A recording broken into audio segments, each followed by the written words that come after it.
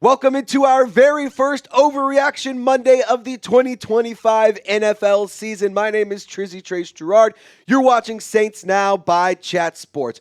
We're going to have a really fun video. It might be a little bit outlandish, but that's the entire point of this video. But before we get into it, I just want to take a quick moment to say thank you to every single one of you who tuned in to our watch party. Over 90,000 people tuned in to our Week 1 Saints vs. Cardinals watch party, a 5-hour live show. Over 1,000 people joined the Golden Gang. We are so dang close, less than 250 subscribers away from getting to 50K. So I want to say thank you to the real ones, and if you want to be a real one, join the squad and hit the sub button because we will be live later on today. I'm not going to tell you what time. That's why you got to turn on your notifications.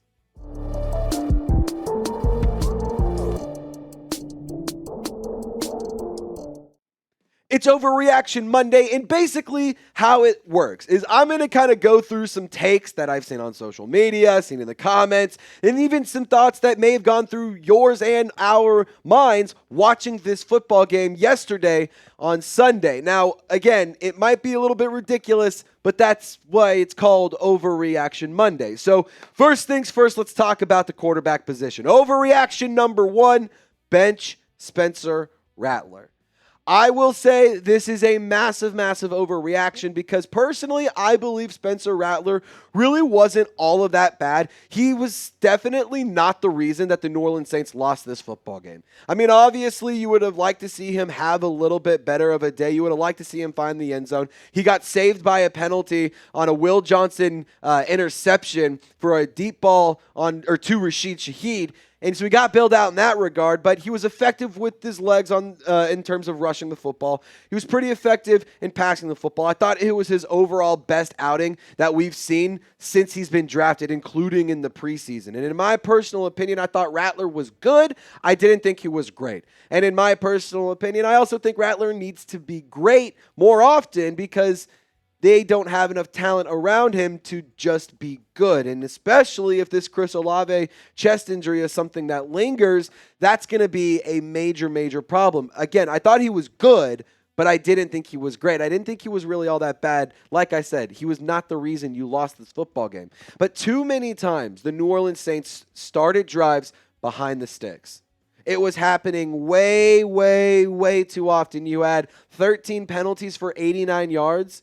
And so you're asking Spencer Rattler to start at 1st and 15, 1st and 20, because you can't you can't execute a play on 1st and 10 without getting a penalty or a pre-snap penalty. Like, it's really, really frustrating. It's really, really difficult for a quarterback and for an offense to get into motion and get into a groove and to find their mojo if you're starting behind the sticks and if you're having to face adversity every single snap. Now, when it comes to Kyler Murray versus Spencer Rattler, the numbers actually were pretty impressive when you put side by side. Kyler Murray, no question about it, was the much better day. He had a quiet but very effective day. That being said, Spencer Rattler did a really, really good job of avoiding sacks. And I think that there's this weird thing happening when it comes to Spencer Rattler. I feel like he slips all the time on the field. It's actually unbelievable. But side by side, you can see Spencer Rattler had a pretty good day compared to Kyler Murray.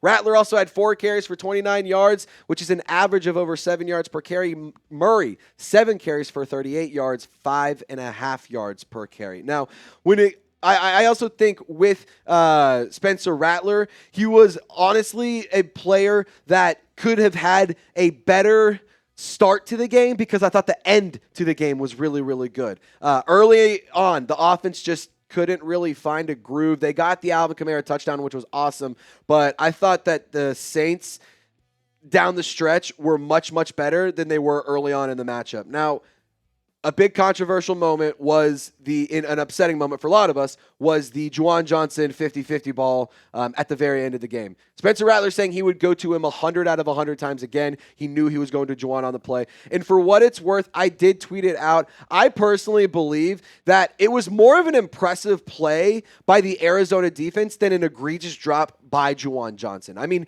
yeah, Johnson had the ball in his hands, but the Cardinals defensive backs just made a hell of a play. And you can't take that away from the Cardinals defense making a great play. Sure, we paid him a bunch of money to make some of those tough catches, but at the end of the day, the Cardinals defense just made a really, really good play at a perfect moment, perfect time in the game.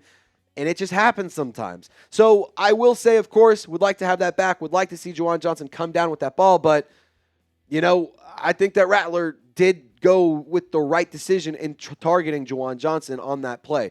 Now, the offense did move really, really well when they were moving in tempo. I thought that was where Spencer Rattler looked the most comfortable. I thought that that's where the rushing attack was at its best. And that's where the Cardinals defense were most on their heels. So for the New Orleans Saints moving forward, I think you got to focus on creating tempo within the offense and attacking the opposing defense with really, really precise and really, just going through the tempo is kind of what I'm trying to just get to. Sorry about that, guys. Having a brain fart. Now let's get into my overreaction number 2. Kool-Aid McKinstry is a bust. Oh, my God, he was so terrible yesterday. It was awful. It was horrible. Marvin Harrison Jr. feasted. I mean, that's true. Marvin Harrison Jr. had a really, really good day. But, again, I thought this was a player who early on had a really, really rough start, but as the game progressed, got much better, just like Rattler.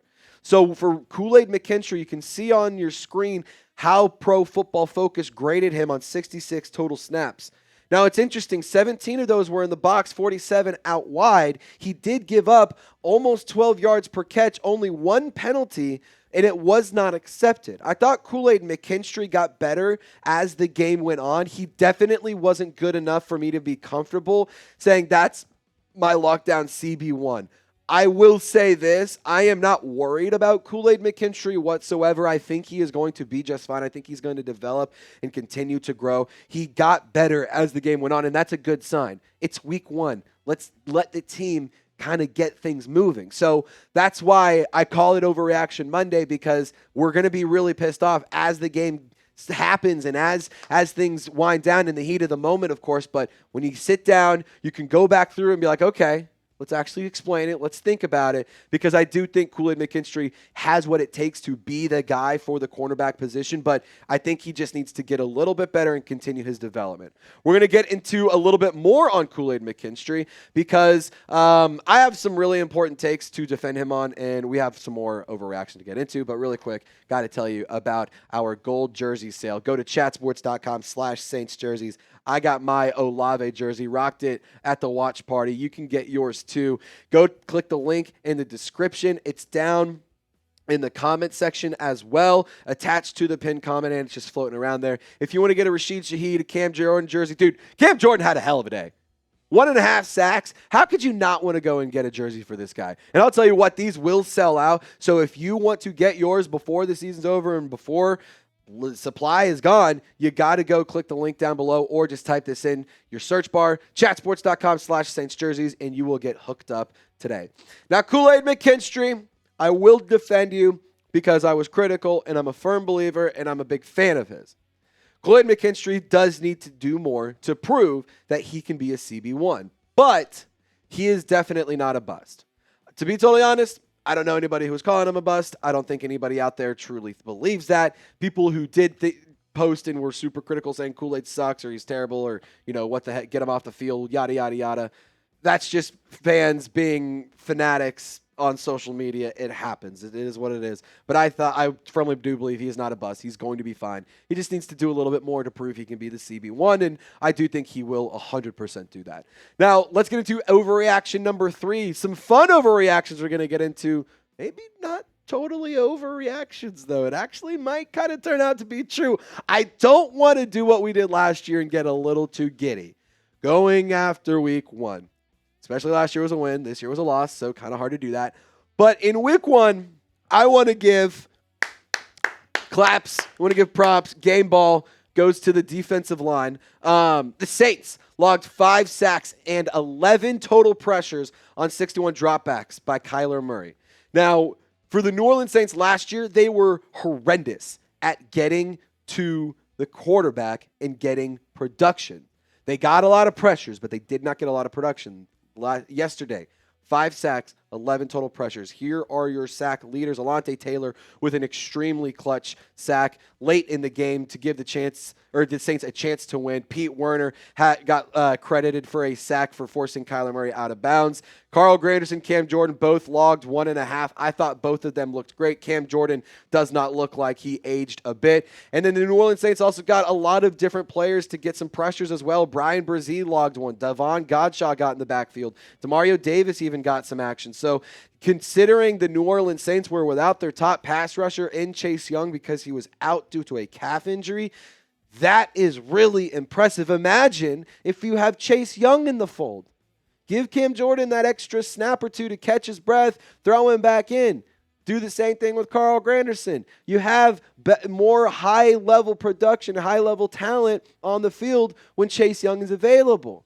This scheme fits what he wants to do. The stand-up edge rushers were really, really impressive yesterday. I loved seeing it. It really made yesterday a little bit more fun because it was like, oh my God, they're getting back there. And they were actually getting sacks, 5 for 33 yards. Ladies and gentlemen, that is really, really impressive for a team that's supposed to be the worst in the entire National Football League. So who was the defensive MVP in week 1? I'm giving my game ball to Cam Jordan, but I want you to sound off in the comment section as well. Could be fair to say Carl Granderson, could be fair to say Demario Davis, could be fair to say Justin Reed. There's a lot of players that you could give one to. Now, overreaction number 4. And this one is not an overreaction. This one I firmly believe. But again, going by what we said just a few minutes ago, I'm going to do the same thing.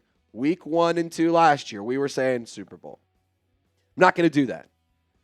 I will still say it's an overreaction, although I do not believe it is. We are not the worst team in the National Football League. I've been saying this for months. I've been saying it for so damn long.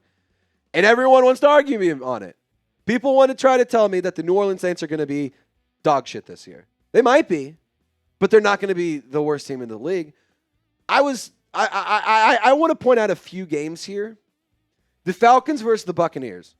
Younghoe Koo missed on a game-winning or a game-tying field goal opportunity. Just missed it. Falcons are a bad football team. Michael Penix looked good, but the Falcons are always going to be the Atlanta Falcons. This one was not too surprising, but kind of. Daniel Jones cooked the Miami Dolphins defense. 22 of 29, 272 yards and a touchdown. Their defense couldn't cover a bed with a blanket, ladies and gentlemen.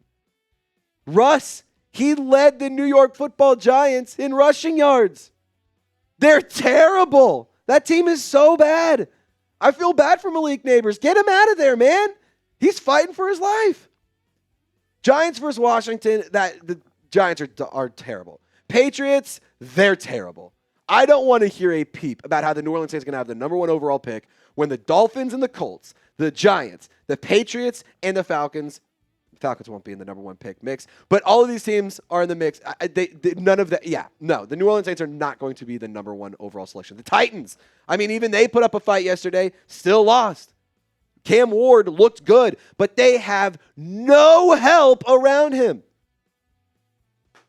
The Titans are going to be bad. I'm sorry. Seahawks losing to the Niners. I thought the Niners are not going to be a great football team. Texans did not look good. Think they will be fine, but did not look good. Just going to throw that out there. Again, I'm not going to sit here and say that the New Orleans Saints are going to be this wildly successful team this year. I'm not even going to sit here and say they're going to make the playoffs. But they will probably have a top 10 pick. They might have a top 10 pick. But we won't be first overall. I can promise you that. The Browns exist. The Colts exist. The Dolphins exist. The Giants exist. The Patriots exist. We're not going to be the first pick. And I really, really believe that that's going to be true. Hopefully I'm not wrong. If it is, that's going to be a really good clip to pull later, Lopez. That being said, I don't think that the New Orleans Saints are going to be the first overall selection in the 2026 NFL Draft. They looked good. They showed a lot of fight. They got better as the game went on. The Saints only allowed, I think it was 3 points in the second half. They got better as the game went on. So let's get to week 2, week 3, week 4. Let's get out of this little tough stretch we have, and let's see what we can get moving here. Because I think that this team, as the season goes on, will get better. And then, like I've always said, you will build the foundation to achieve sustained success. That's the ultimate goal, because in year one, we know we're not going to compete for a Lombardi trophy. Get in the comments section. I want you to sound off. Who is the worst team in the National Football League? I personally believe Browns. I think it's the Browns. Lopez, who's your pick? He says the Browns too. And I quote, Browns are ass. I believe that that's very true as well. Get in the comment section, share your thoughts. Do you agree with Lopez and I, or is it going to be somebody else? Appreciate you guys for tuning in. Reminder, we will be live later on today. I'll give you a little hint. If you stuck around for the entire video, we're going to be live at 3 p.m. Central Time. So turn on your notifications, subscribe, and we will see you guys later. Y'all stay golden.